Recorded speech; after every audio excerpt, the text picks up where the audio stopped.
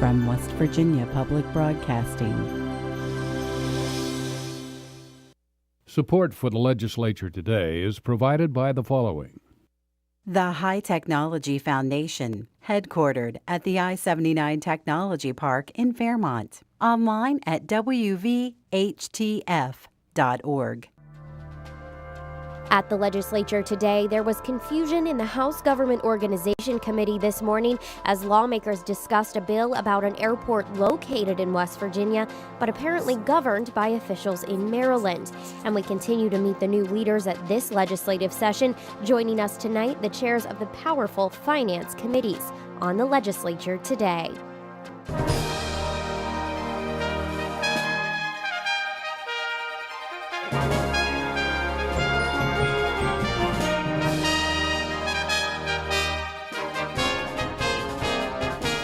Good evening, I'm Ashton Mara.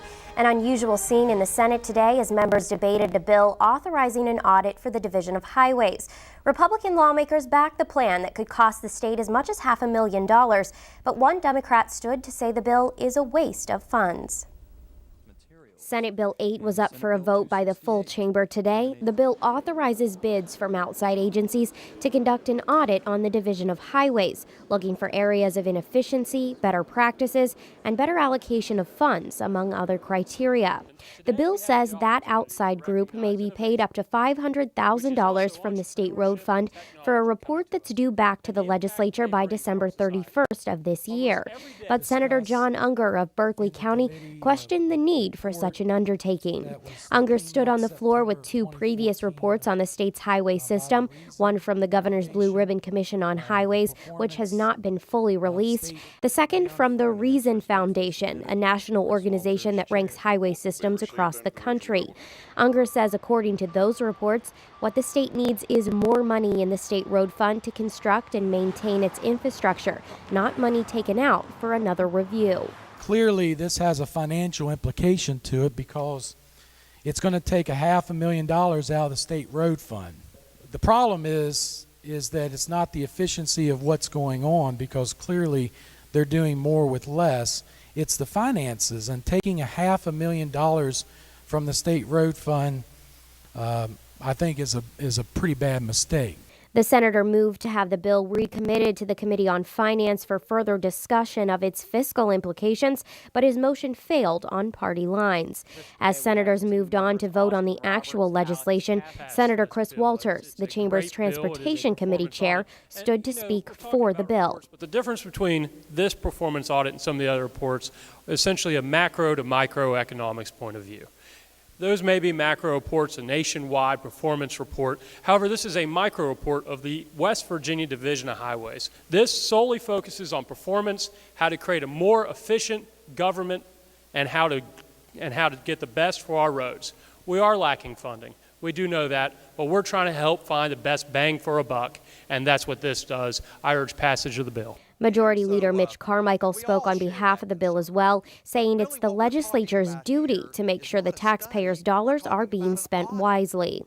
But really what we're talking about here is not a study, we're talking about an audit. And for us to, it's incumbent upon us as stewards of the public good to ensure that the monies, the tremendous amount of funds that we invest in our public infrastructure is spent wisely. To not do so is an abdication of our own responsibility. Unger, however, was not satisfied with the discussion. Once again, we've had study upon study upon study on this. And Mr. President, I think it was you that, let me say, on your acceptance speech as far as becoming a president of this body, I quote, "To put it bluntly, the time for studies is over. I do not believe the problems we face as West Virginians are ones that can be solved by commissioning another study that will tell us what we already know. We have work to do." Mr. President, that was what you had said to us on January 14th. Mr. President, we all know what needs to be done. And the one thing we don't need right now is to take any more money from the State Road Fund, where these roads are not being paved. The bridges are falling apart. And all this, the report after report shows where our problem is. Taking another $500,000, Mr. President, from the road fund, I think is only going to create more of a problem than it's worth. I think we ought to be doing the opposite. We should be putting more money into our road fund so that we can fix the roads and the bridges and making sure that that's safe. The Federal Highways Administration requires an annual audit of the department, but Secretary of Transportation Paul Maddox told members of both the House and Senate during committee meetings that he supported a closer look at the division. Spokesman for the department, Brent Walker, says taking money from the road fund isn't ideal, but if it does result in a savings down the road, it can only help. It's no secret our state road fund is strapped, and we're challenged, and we have been for years. And so we're continuing to do the best we can with the resources we have. And so we'll just see how this plays out. We certainly welcome the audit, but we'd like to think that we're pretty efficient because we deal with that all the time. Senate Bill 8 passed by a vote of 26-8, with only Democrats voting against it. The state of West Virginia's roads and bridges isn't the only fiscal issue facing lawmakers this year. Between the growing Medicaid budget, the state's ailing education system, and many other deserving programs and services, legislators will pick and choose the areas they feel need more and those that can do with less. Leading the charge this year are the two new finance chairs, although they aren't new to the process. Senator Mike Hall is a financial specialist from Putnam County. He was a member of the House of Delegates for a decade before being elected to the Senate in 2006 and previously served as the minority leader. Delegate Eric Nelson owns his own investment firm. He was elected to the House in 2010. Gentlemen, thank you very much for being with us this evening. Thanks. Thank you. We want to start with that bill that they discussed in the Senate today. $500,000 from the state road fund there. The governor has two other revenue bills that would take something like $16 million when you combine it from the state road fund. Senator, let's start with you. Does Senator Unger not have a point that we're taking money from a system that needs the money right now? Well, first of all, the final decision of where that money is going to come from hasn't been made. I realize in that bill leaving the Senate that's what it said up to. You just heard Brent Walker from the Highway Department and Paul Maddox give you somewhat of an indication that maybe it would be money well spent. But we're going to take a look. I've got the other finance chairman here to see if there's another way to do this out of our legislative auditor's office. So we'll just leave it at that. But the story's not finally told. But we are committed, I am personally, and I've worked with Paul Maddox in the past, to begin to go forward and look at funding for highways. So a possibility we could find the funds for that audit somewhere else? There's funds for that audit in other places right now. It actually could be done. We've made phone calls since that meeting this morning and we're reaching out to see. We know in our legislative auditor's office that the governor is going to take $25 million almost dollars out of that office with a supplemental appropriation to fund this year's budget shortfall. We could reserve some of that money or provide other money, but we will work with the legislative auditor to make sure he's capable of doing that and not do damage to the highway. That was a sad moment today. I know Senator Unger, I've known him well, and basically it politicized something in an attempt to try to do something that would be good for the state, and that is to look for the inefficiencies and see if we can save money in highways. So, Delegate, if we can move on to some talk about rainy day funds. The governor made an announcement last week that he found some new monies from investment returns, and so his rainy day proposal is about $25 million. But your committee is looking elsewhere for those funds. Can you give us an update on what you all are doing? Well, really, both our committees, on the Senate side and the House side, we're in the middle of budget hearings with all agencies. And so that is our time to hear directly from the agencies of their needs, funding sources and whatnot. And I guess the one place that we're looking to balance everything at the end is the rainy day fund. And with the funds that were announced last week, that dropped from a proposed $69 million down to the 25 or so. We've got a lot of discussions to go on and really seeing where the needs are of these agencies. So we hear every year before the session starts this outcry from the greyhound racing community, the horse racing community, not to touch our funding, don't touch our funds. Last year, some money was taken from the PERS fund to give back to children and family services that the governor cut. Senator, do we look to that PERS fund again this year for any money? Well, it's a very complicated thing to get into, but yes, they have some of that PERS fund available to us for appropriation. We haven't made any decisions about what to do with it. The FRNs I think you're talking about who took money from it, I think we're going to move away from doing that. There's no proposal in the governor's budget to use that PERS fund for that particular item. But we have a study that's just come out. We're digesting it. We're seeing that it's not the best bang for the dollar. It's a complicated question, but it's going to be pursued, particularly on the breeder side, the dog breeders. We're looking at it carefully and starting to have meetings to see what to do with that study. Delegate, I'm interested. Are you a part of those meetings, talking with the breeders about those funds? You know, stepping back, I think the first meetings are between Mike and myself, and being on the same page, and it even goes back to this House or Senate Bill 8, which on the House side's 2008. And so that and many other things, we're in discussion all the time. And that's what we want to do through this whole session, because 60 days, we're really 45 less, is not a whole lot of time to put a complicated budget together. Let me chime in briefly and say the flow of work that as we view it, the first thing we do in the Finance Committee in the flow of the session is hear from the agencies. How do you react to the governor's budget? Then we make sure what our revenues are going to be. We have to pass 8 governor's bills to finally determine if they're going to pass or fail to know what the revenues are. Then we get to the expenditure side, like purses. That's going to be done in a couple of weeks, but we've already started setting up the meetings to look at it. So I'll be happy to come back later to tell you what the outcomes are. But yes, they are looking at those purse funds as it's a practice or an activity that may be on its it may be going away at some point. But we've got a statute that was created in '94, so 20 years ago. Delegate, I want to ask you about a couple of taxes that the Republican Party has talked about getting rid of in the past. The machinery and equipment tax and the business inventory tax. Total, those would leave a $300 million gap in the budget. Are we still looking at what we can do to get rid of those taxes? You know, I think both Mike and I and our committee members, we have short-term and long-term goals. The business personal property and inventory tax is a big one, and we've been told from industry it's one that is very disadvantaged for business growth, economic growth here in the state. $300 million is a big chunk. Most of that money goes to our schools.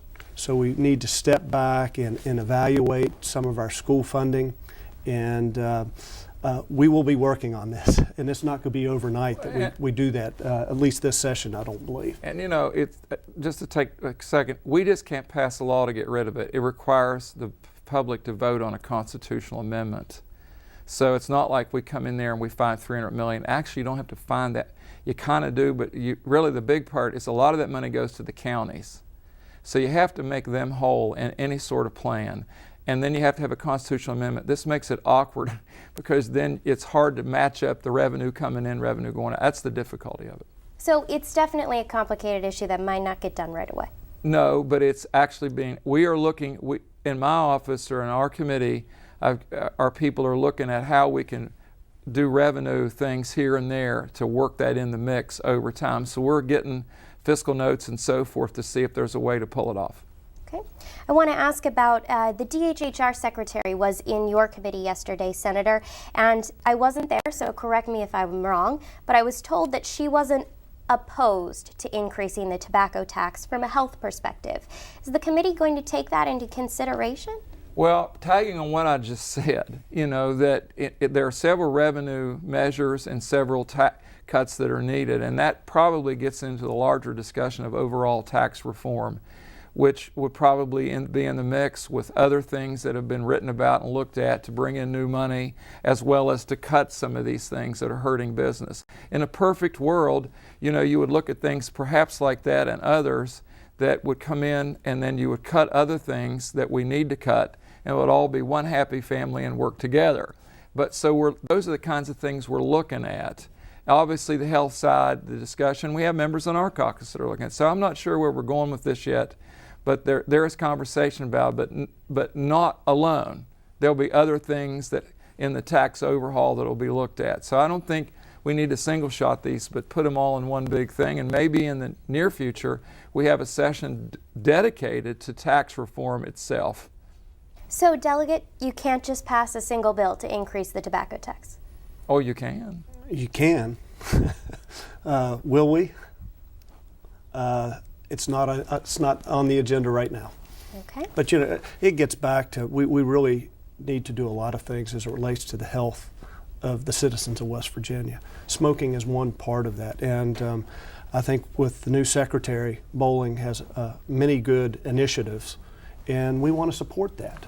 And tobacco just happens to be one of the areas. So whether it's a tax or reform and policies, we hope to improve things on the health side. Well, we always get to the end of the session and there's an extra few days to deal with the budget. Are we going to see that this year? Are we going to see an extended budget session? Well, we hope not. What we're doing is in our collaboration between House and Senate, though we're bicameral and we both can have positions, but our intention is to try not to do that. If you'll notice, though the bills are coming out very early, or hearing committee reports and sitting there, because our leadership is already running legislation very early in. So if all the general law that affects the budget is done early, we can then do the budget early and be done in 60 days. Okay. Well, Senator, Delegate, thank you so much for your time this evening. We appreciate having you. Thank you. Thank you. Coming up, there seems to be a tug of war between West Virginia and Maryland about an airport in the Eastern Panhandle. First, here's a look at some of the bills introduced in the Senate today. Among the bills introduced in the Senate today, Senate Bill 344, limiting compensatory and punitive damages in employment claims. The bill states that in West Virginia, the amount of damages recently awarded in statutory and common law employment cases have been inconsistent with established federal law and the law of surrounding states. This lack of uniformity in the law puts our state and its businesses at a competitive disadvantage. Senate Bill 345, to allow both the accused and prosecuting attorney to have 4 strikes from a panel of potential jurors. The bill changes the current code that permits the prosecution to have 2 strikes and the accused to have 6 strikes. Senate Bill 348, to create a pilot program to provide drug screening of applicants for cash assistance. Senate Bill 349, to require the governor to annually allocate no less than $5 million into the Tourism Promotion Fund. The bill also requires the Division of Tourism to conduct a study about how the funds are spent. And Senate Bill 350, providing special protection for utility workers. Special criminal penalties are already established for assault or battery on government, healthcare, or emergency service workers. The purpose of this bill is to include utility workers among those for whom protections are established. Utility worker includes those employed on interstate pipelines. On second reading in the Senate tomorrow, Senate Bill 237, regulating captive cervid farming as an agricultural business under the regulation of the Department of Agriculture. And Senate Bill 341, allowing the Agriculture Commissioner to approve the rules of the Livestock Care Standards Board. What started out as a simple committee meeting to examine the progression of a bill turned into an hour of confusion in the House Government Organization Committee today. Liz McCormick explains. The committee met to discuss House Bill 2182, which relates to an examination of the Potomac Highlands Airport Authority's accounts by state officials. Delegate John Schott sponsored the bill after getting word there was some confusion going on at the airport located in Mineral County. What the delegates came to realize is they were confused too. I guess what's confusing with this is, maybe it's a question for council, but how can the state of Maryland have authority for property that's situated in the state of West Virginia? Well, they own the actual property. So, I mean, Allegheny County owns the property. But beyond that, that's where the compact has been confusing all this time, because it splits up who operates it, and so neither state really has a say. Rick Lecklider is the Mineral County Commissioner with the Airport Authority Board. He came to explain the confusion going on at the airport and ask for help from legislators. Delegate Gary Howell, the chairman of the House Government Organization Committee, clarified the situation. The airport itself lies completely within Mineral County, West Virginia. It's in the unincorporated area of Wiley Ford, West Virginia. But the airport was originally built by the city of Cumberland, Maryland in West Virginia, then transferred to Allegheny County, Maryland. And sometime, I believe it was in the 1970s, West Virginia got involved with funding the airport. West Virginia now, through tax breaks and funding, actually funds the majority of the operations of the airport. And there's been an argument over whose laws take precedent, the airport being in West Virginia and West Virginia funding the majority of it. You would think it was our state, but some of the others have some disagreement. And that's what's led to this. And Delegate Schott thought it was a good idea to go ahead and change it in the code to make sure that it could be audited, to follow, make sure they were following West Virginia law. Delegate Larry Faircloth was one of many in the meeting baffled to find out the accounting firm used by the airport was auditing itself. One company that performed the audit that is also doing the accounting. In your opinion, I mean, if we dig deep enough, I know that's not the right thing by West Virginia regulations. Certainly. No, it shouldn't be the right thing by any regulation. Right. With all due respect, I mean, this smells. Right. By the end of the meeting, Delegate Jim Morgan brought into perspective that most of what was discussed here was not what anyone was expecting and not relevant to what the original focus was of the bill. Question of the chair, I guess, again. It would seem to me that this committee should be deciding on what's on line 6 on page 2, that they shall submit an agency review, et cetera, and that the gentleman who is responding is being asked about the operation of the airport and several other things that really aren't what we're asking for in this piece of legislation, and that most of those questions have really not been germane to what we're doing. The reason there was a little bit of confusion in the committee is we originally had attorneys from the auditor's office come up and tell us that they didn't cut the checks, that the treasurer's office did, so we had to make an amendment to the bill. Apparently this was someone who was new to the auditor's office and had it backwards, and there was different attorneys from the auditor's office that were in there, and once we had done that, they come up and told my staff, they said, that's not right, that's backwards, so we kind of had to back out and correct the mistake. We had originally got some bad information from the attorneys in the auditor's office. At the end of the meeting, the bill was amended to change the word auditor to treasurer. Delegate Howell says what happened in the meeting was a strange instance for everyone. Look, we want to make sure we're doing this the right thing. We want to make sure that the taxpayers' money is being protected and spent wisely, and that's essentially what this do. Let's make sure this is going to be done wisely. House Bill 2182 will now be considered by the House Finance Committee. For West Virginia Public Broadcasting, I'm Liz McCormick in the House. Now here's a look at some of the bills introduced in the House today. Among the bills introduced in the House today, House Bill 2446 to permit the possession of firearms on the grounds of higher education institutions by all persons with valid licenses to carry a concealed deadly weapon. House Bill 2448 to permit the sale of raw milk, effective January 1st, 2016. House Bill 2454 to include pharmacists and pharmacies in the definition of healthcare provider related to the Medical Professional Liability Act.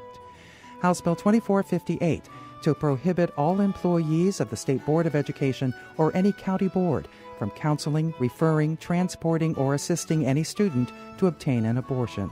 House Bill 2468 to provide that neither the state nor any county may reimburse any person or entity for transporting any person to schedule, arrange, or procure an abortion. House Bill 2477 to require voters to present identifying documents issued either by the state of West Virginia or the United States government that contains the name, address, and a photograph of the person desiring to vote. House Bill 2479 to state the legal right and authority of state or local law enforcement to enter public areas on or adjacent to any private club, or take other appropriate police action to enforce the underage drinking laws of the state. Up for passage in the House tomorrow, Senate Bill 3 to codify existing common law as it relates to the duty of care possessors of property owe trespassers, and House Bill 2138 to allow non-commercial recreational aircraft to land on property and limiting the liability of the landowners. On second reading, the amendment stage, House Bill 2053, to permit the recording of a memorandum of deed of trust in lieu of the deed of trust, and House Bill 2227, relating to the National Coal Heritage Area. This has been the Legislature Today. Tomorrow, we'll meet the new chairs of the Education Committees, Senator Dave Seipolt of Preston County and Delegate Amanda Pasden of Monongalia County. I'm Ashton Mara. Thanks for joining us. Good night.